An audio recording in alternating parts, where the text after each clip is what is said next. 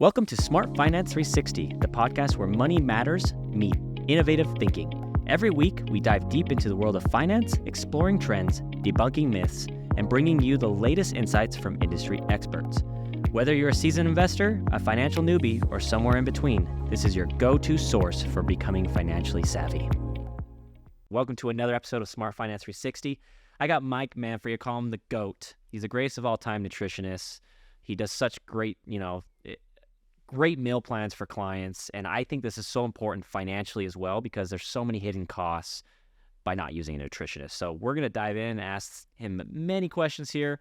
If you want to listen to this episode and you want to get better every single day with your, personal goals, with your weight, maybe you just want to be healthier, this is the episode for you. So Mike, dude, thanks for being on this. I appreciate you having me. Thanks. You've been doing this a long time. And you got the most Google reviews in the state of Utah, and now you've taken your business nationwide, and you're just crushing it. You mentioned you meet with how many clients a week? I see about 112 right now. Right. So you're seeing a lot of clients. You're busy. Of course. Tell me kind of the journey of how you got into being a nutritionist. Sure. You don't just grow up and say, I want to be a nutritionist. How did this kind of come to fruition for you? That's a great question. So I appreciate you having me on, by the way. So I started off as in law enforcement. I was 21 years old, and actually, it's funny. Me and my buddy went to apply at the sheriff's office as a joke. Really? We're like, let's just see if we get it. I was actually 20 years old. Just see if we can become. Let's just see. That'd be cool, right? And so we did it. I got the job. He didn't. He had some background stuff, some background issues, right? But yeah, so I applied. I got the job. This is 2006. I went through the academy. And it made me grow up really quick. I'll tell you that. Yeah, I bet. You're 21 years old. You get a badge. It's pretty interesting. You have to grow up quickly. And so I did that. Messing around like you're. No, I mean you're there. You're growing with grown folks, and you're 21 years old, right? It's kind of scary. So I did that, and I loved it. The pay wasn't good enough for me, right? And it's a commendable job, and a lot of my friends are still doing this job. I would say unfortunately, but they love it. And so I did it for 7 years. So if we backtrack my journey, 5 years into law enforcement, I wanted to do a bodybuilding show. And my buddy at the time, I was also a personal trainer at the time because cops didn't make enough money. And so side hustle for something. I needed a side hustle, absolutely, to supplement my income. So I was already a trainer at the time. And my buddy said, hey, go see this guy that does nutrition. And I was like, that sounds great. I mean, he tells me what to eat. That sounds amazing. So I went and seen him, and I remember sitting in his office day one, and I was like, dude, this is unreal. You get to tell me what to eat, how much to have. You lay out the blueprint for me, and I know how much I'm paying you for these 30-minute appointments, right? How do I get on your level? And that was my first, eye-opener where I'm like, okay, if I can get a mentor and kind of see the ways of what he's doing to teach me, I can maybe do what he's doing. Yeah.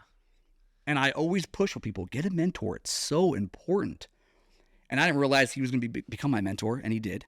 And so I said, I'll tell you what, I'll shine your shoes. I'll empty the trash out. I'll go get your laundry. You tell me, what do I have to do to be you? Yeah.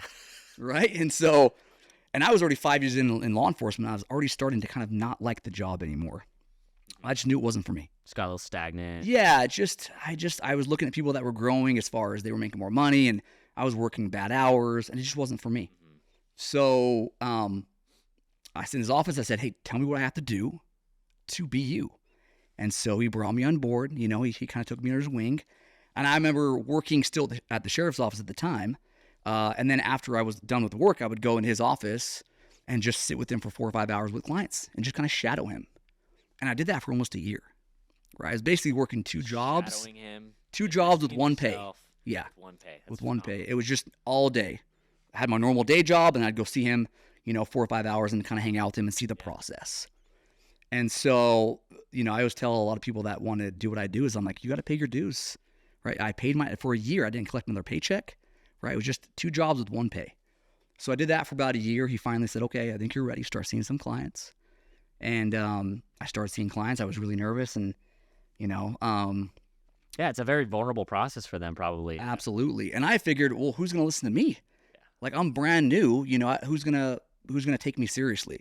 even if you look good, I didn't really know the verbiage of what to really tell people, even though I seen him for a year kind of doing it. But once you're in the driver's seat, It's a lot. it makes it a little different, right? And then just sitting on the couch and watching. Yeah. So, anyway, so I told him, I said, unless I make enough money, I can't just quit my day job. I still have bills like everybody else. So, 2 years later, I ended up quitting. And so now we're fast forwarding. That was 2011. Now 2013 rolls around, and I July 3rd of 2013, this is the day I walked in, quit, and I never looked back. Right. And then, so that was actually, I had my 10-year anniversary of being my own, being my own boss, basically. Congratulations. It was pretty incredible. I remember that first day leaving going, okay, I'm never going to come back.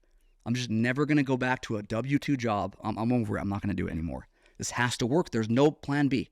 When you don't have a plan B, it's crazy. I had the similar experience where I had my back against the wall. It was like, listen, like if this doesn't work out, it's over. I don't know what to do. It's basically, I'm just going to start over anyway. Of course. So basically there was only one option, either start now or you're going to start over anyway. Yep. And so that's really cool. And you're absolutely crushing it right now. One of the top nutritionists I've seen.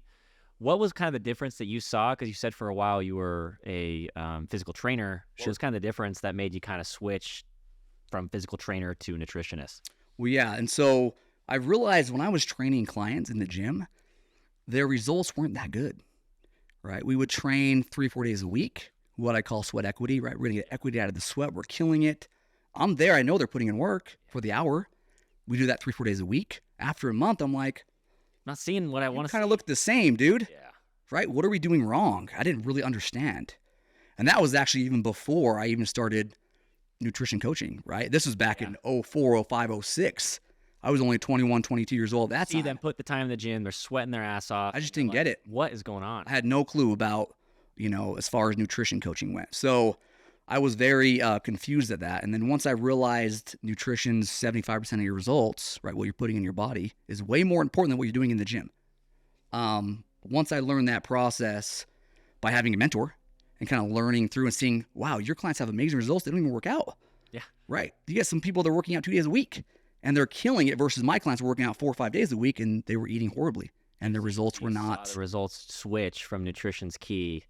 And then on top of it, you're bulletproof. So talking about this, your meal plans are phenomenal. And obviously, we're not going to go into detail about the meal plans, but I want to talk about the cost efficiency there because this is a finance podcast. I think having a nutritionist should be in your financial circle. Absolutely. Tell me first about kind of what you do with the meal plan as far as just how the process works with the client. Yeah. So people are so confused when it comes to nutrition, right? 100%. I've heard some people saying, well, I'm just going to eat 2 meals a day and can I get enough protein in those 2 meals? I'm going to fast. Yeah, I'm going to fast. And I always tell people there's not a bad diet out there, but there's bad diets out for certain people. Like keto is horrible. I'm the biggest keto hater out there. Okay? Try it. I have a few clients on keto and they kill it. So I always tell people, don't ask what's the right diet. Ask what's the right diet for me. Ooh, I like that. That's crucial, right? Just because Cindy from accounting killed on keto doesn't mean you're going to do it as well and kill it, right? Yeah. And so it has to really fit your lifestyle. And so ask yourself one question. If I'm going to follow a diet, can I do this the rest of my life? If the answer is no, then don't even start it. Don't do it. Right? It's going to be wasting your time, your money, your energy. And so when I sit down with somebody as far as meal planning, I'm asking them questions, right? Yeah. What do you like? What don't you like? What's your lifestyle like? How active are you? Right? Yeah, if you like cottage cheese, you're not going to try to put that in their diet. You don't wanna... That's not going to be a lifestyle, right? You're going to wake up every day wanting to eat cottage cheese if you don't like it. Yeah. It might grow on you a little bit, but are you a construction worker? Or are you sitting down all day? These things matter when you're meal planning. And so you really have to ask questions, and a lot of coaches out there right now are not asking the right questions. Yeah, they just kind of have a basic meal plan that fits. Yeah, it's great. You can eat healthy, and everyone can kind of stick to some sort of same meal plan as long as it's healthy, and it's better than eating out.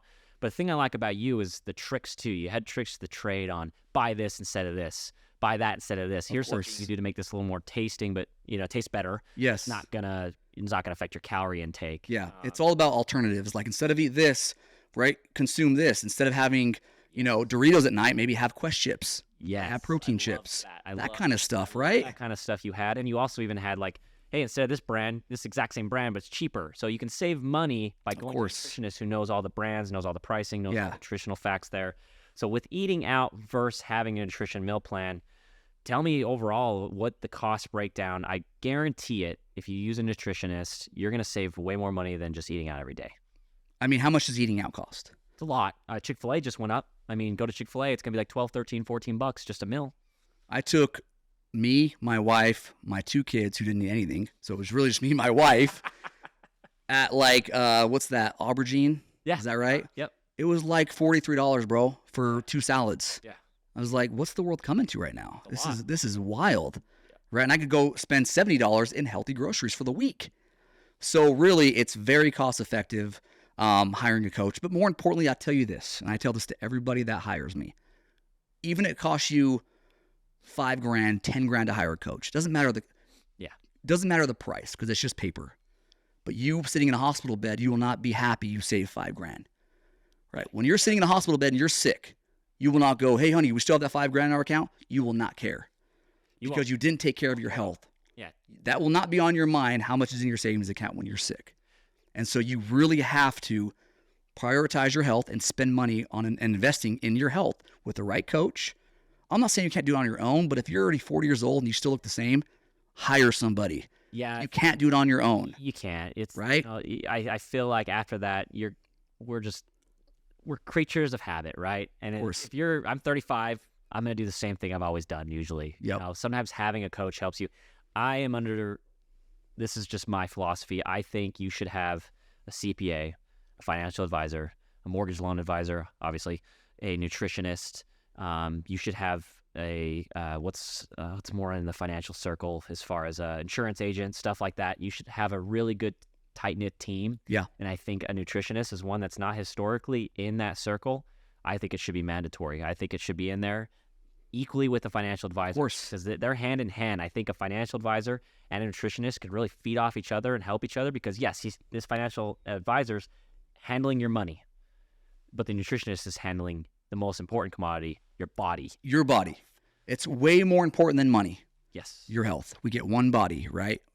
Paper is it's irreplaceable. It's replaceable. Your body's not replaceable at all. And you even look at the schools right now. They're not teaching the right finances at all in schools. I mean, I got taught horrible information in high school. Yeah, nutrition, forget about it. I mean, they're not teaching 70% breads. Oh my gosh, dude. I mean, it's just so those two things financially and nutritionally, they need to be better in schools as well as we're coming up, right? Schools are just almost like there for us to fail. I mean, it's just we're not learning what we should be learning. A great educational thing I learned from you was when I was on my meal plan, and I still use those meal plans to this day, by the way, in my grocery shopping. I love hearing that, yeah. I do. They're phenomenal, man. Yeah. They're awesome. But the thing I'm missing, though, is accountability. I miss having accountability from you. But having the meal plans, I ate more carbs when I was doing those meal plans than I ever did in my life and lost way more weight than I ever did. It's crazy that people don't understand, like you said, you have to go just keto to lose weight. Tell us a little bit about what your philosophy is on that, because I did have carbs, good carbs, but I had carbs. Yeah, and I lost weight. 90% of people should be eating carbs to lose fat, right? There's 10% where you can talk about certain issues and medical issues. That's fine. Yeah. I'll say, because if I say 100%, you're going to get people on here that are going to be hating on me. 90% of people should be consuming carbs to lose fat still. It's about timing of carbs. It's about the right type of carbs, right? This is where people fail. Or don't eat past a certain time. Like, dude, if you eat a string cheese before bed, you will not get fatter. Yeah. I promise you, right? You're going to be fine, buddy. If you have, some cottage cheese before bed or a Greek yogurt before bed, you will not wake up fatter the next day, okay? It's about what you're consuming before bed and timing throughout the day. When is the biggest person, or when's the biggest meal that the average American has for their day? When do you think that is? I think it's dinner. Dinner time, 100%. People are missing breakfast for the most part because they're rushing. Lunchtime, they might be eating something somewhat healthy. They're getting some type of chicken salad with, 74 grams of ranch dressing. So good job on that, right? That's awesome. But they think they're doing good. Yeah. Their biggest meal is with their family at night, right? Which contains what? Carbohydrates. A lot of carbs. Of course. And so they're eating all these carbs at night, too many carbs, probably the wrong type of carbohydrates, and they're getting fatter every day. Right. And so now the misconception is, I have tons of carbs at night. That's probably why I'm gaining fat. No, it's because you're eating too many carbs at night the wrong type of carbs, right? And you're probably starving at dinner time because you're starving yourself throughout the day. Most of us are. So you're super cravey at night. So it's just a matter of learning. This is where people fail. They just don't. It's a lack of knowledge when it comes to nutrition. It's just you don't know what you're doing. Let me teach you. Yeah, that's the biggest thing is we have no idea. Like This is where nutrition coaches come in. Let me just teach you, right? You have something craving that's salt or sugar. What do I do? Yeah. And that's kind of the things I think people miss out on. And like, oh, I crave sugar. I'm gonna go straight to the pantry and Yes. there's a sugar granola bar. Whatever, it's healthy enough. But if I would have just asked you, you can take this instead of that, and I promise you your cravings will go away. Knowledge is king. Once you learn what to eat, how much to have, when to eat it, you can be on top of the world, right? So you just gotta have to really, and that's where a mentor, like a coach, comes in, right? And so, I mean, you had a mentor coming into the mortgage business, right? Yeah. You didn't do this on your own. No, you have to learn. I mean, I would same as you. I would just be listening. I was making $12 an hour as a processor at 25, 26 years Sure. old. I didn't care. I wanted to learn. Of course. And then $12 an hour, that's not much. Trust me, I had 2 kids too, but I knew I would learn and be able to do this on my own and go out and kill it. Yep. But that was one of the situations where I was like, no, I don't care if this is basically no pay, even though I have a degree and, I know I'm a killer.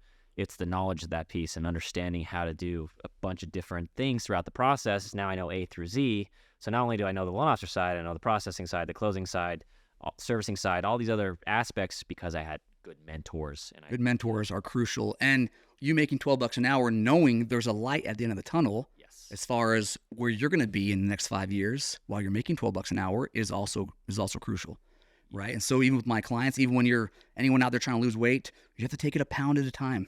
Yeah. Right? Oh, I only lost 1 pound of fat this week. That's 52 pounds in a year, dude. That's You phenomenal. know what 52 pounds of fat looks like? In 1 year, you can change your whole life. I right? think you had a thing on your desk of I did. pound of, was it a pound of fat? It's 1 pound of fat and I have It is 5 pounds of fat. crazy how big it looks. It's insane. It's nuts. Imagine having that just off your stomach or off course. your body. So Yep. how have you seen any cool sorry, let me rephrase this question. What have you seen any cool stories as far as clients, any really cool stories you could tell us that stood out to you in the past? I know you have thousands. You have to say, is this a 12-hour podcast? Yeah, I know, right? I mean, gosh, there's so many of them. I mean, the cool story that I have is not just one particular person. It's just people in general, like knowing someone's coming in, regardless of the weight loss they want or muscle build, seeing them slowly change every week, not physically, but more mentally. That's the coolest part about this, right? Or when someone goes, I've had heartburn for 20 years and now it's gone. And it's been only 8 weeks on the program. Like, this is wild, right? That kind of stuff. I've had a CPAP machine for 15 years and now it's gone. And I've been on the program for 3 months. That kind of stuff is way more important to me than just a number on the scale. So when you hear that kind of stuff, internal health, it's pretty awesome stuff, right? There's not just one story. I mean, I've had clients lose 100 pounds, 200 pounds, 300 pounds. That takes 4 years. Yeah. Right. And that's a cool story. And there's probably so many health issues that are going away now because they're losing all that weight. But it's more about health than fat loss. Seeing the health, seeing the change. It's just a completely different person. Like, you could be blind and you could just be listening, and it's so different from when they walked in compared to when they walked out. It's just transforming and evolving your mindset. Yeah. Right? That's why if you go have surgery, because you want to lose 100 pounds, that's great, and you probably look better, and maybe you are healthier, but that didn't change your mindset. No. So this is why most people that get surgery, weight loss surgery, they gain it back within 5 years. Because their mindset wasn't changed, right? Just like winning the lottery. If you are financially literate, you win $10 million, you're probably going to be broke in 5 years. Yeah. Because you don't know how money works. Historically, that's how it works. You don't know how money works. Look at these athletes. They come into all this money and they're broke in 10 years because they didn't have anyone tell them how money works. Yeah. I mean, right? When you never know how money works and all of a sudden you have millions of dollars on your plate, you're going to do what you always did. Yep. You're going to go and spend it, do whatever you can to, get rid of it. Yeah. That's what you did in the past. And that's when people also have weight loss surgery. Their mindset's not changed, so they're still going to eat the same way. They don't know any other way. Yeah. Right. I think So the discipline piece here is pretty incredible because you see that they're being held accountable and they're coming every week and they're starting to see progress. yes. When they see the progress there, do you kind of see a mental shift halfway through the program with some of these people where you're like, oh, this is happening? Oh, yeah. I've seen mental shifts within 2 weeks. That's incredible. It's unreal because I'm trying to let them know progress is slow, real progress. or it's not the quick fix like people want. And they're doing it the most sustainable, healthy way they ever will. Right? That's what matters the most. I tell them, hey, even if this doesn't work, what else are you going to do? If I'm feeding you protein, carbs, fats in almost every meal, you're getting a well-balanced meal plan. If this doesn't work, what's left? Yeah. Really, what's left? I tell them all the time, and it makes them go, you know what, you're right. So if I have a bad week, it is what it is, right? Or if they come in, they go, oh, I'm not down that much. I'm like, but what else are you going to do? If you're not down that much eating clean, what's next? Yeah. Right? So just trust the process and eat the best you can, and that's the best you can do. Yep. Right? It's not about being a 10. Don't be a 10. I tell people all the time. 7 or 8. Yeah, give me 70%. Yeah. Give me a C- on your food. I mean, I'll be honest with you. The last 2 years, probably my diet and my workouts, I'm probably at a B. But the fact that I'm at a B and I'm consistent and I'm disciplined, I'm kind of in a maintain phase. Like if I want to do a show, it would only take me about 3 months. Yeah. At all times, because I understand the cadence of the discipline, the meal planning, Yes, the working out. I work out about 3-4 days a week, but I'm a little more strict on my nutrition side than I am on the working out side. But if I want to ramp it up, I already know how to ramp it up. But I've noticed it's crazy that I thought in the past, if I don't work out 7 days a week like I used to, I'm gonna lose it all. I'm losing it all. It's not happening. But then I've noticed that, hey, look, don't beat yourself up too much. If you can get there 3 days a week with my busy schedule, I'm winning, and I get about 3 or 4 a week. Of course. And I've noticed if I could just do the nutrition plan, and the biggest thing I think from the nutrition plan that I've learned from you is I'm not eating 3 meals a day. I'm eating little meals throughout the entire day. So, whether it be just, I got meat and cheese here with some cottage cheese. I'm going to scarf this at 2 o'clock. Then at 3:30, I'm eating something else. It's just something throughout the day for my mind. As far as my mindset goes, is like I just know, I'm not eating 3 meals a day. Yeah. I'm not eating 2 meals a day. I'm eating throughout the day. So it's just been great mental shift for me to realize that I'm fueling my body. And I think the biggest thing I wanted to take working with you has been I enjoyed the food, the meal plans you gave me. I loved eating again. I had a better, healthier relationship with food and how I eat. So yeah, it's more about being, instead of occasionally perfect, it's about being consistently good. Yes. Right? Yes. Don't let perfect get in the way of good. So. A 10 once in a while is cool, but if you're not a 10 consistently, it's not going to, all or nothing fails. Yeah. If you're an all or nothinger, you're most likely going to fail. Oh, 100%. Right? Just give me, I'm telling you, 70% what's 70% on a test? C minus? Yeah. It's almost an F. What's an F? 65%? Yeah. So, so actually, let's be a D minus on your food, which is 70%, and you'll still have results. That's crazy. It's crazy. I mean, think about that. If you can't be a D minus on your food, bye.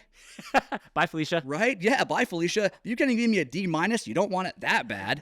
Yeah. Right? I mean, gosh. So if you can give me a D minus on your food, give me 70%, and you're going to have some 20% days. Yeah. That's part of life. Right? Just consistency on that. As long as you're more good days than bad. So give me a D minus on your food. I love that. Well, we got to wrap this up real quick. So the biggest thing I wanted to get at the end is call to action. I say follow Mike Manfre. How can we get a hold of you for people listening to this? Tell us kind of your social media handles, online, stuff like that. Social media, Instagram is at Mike Manfre _. Someone took at Mike Manfre, and he doesn't even use his Instagram. If you're hearing this right now, I've reached out to him like 10 times. Like, can I buy this from you? Please. He doesn't even respond. He doesn't even post anything. So at Mike Manfre _ YouTube, same thing, at Mike Manfre. I'm on TikTok. Yeah. So it's all Mike Manfre. So Manfre. But yeah, it's amazing. I'm always posting stuff on there. Just client results, right? Yep. Even just posting client results, it motivates other people. Yes. Like, wow, if this person can do it and lose 100 pounds, why can't I?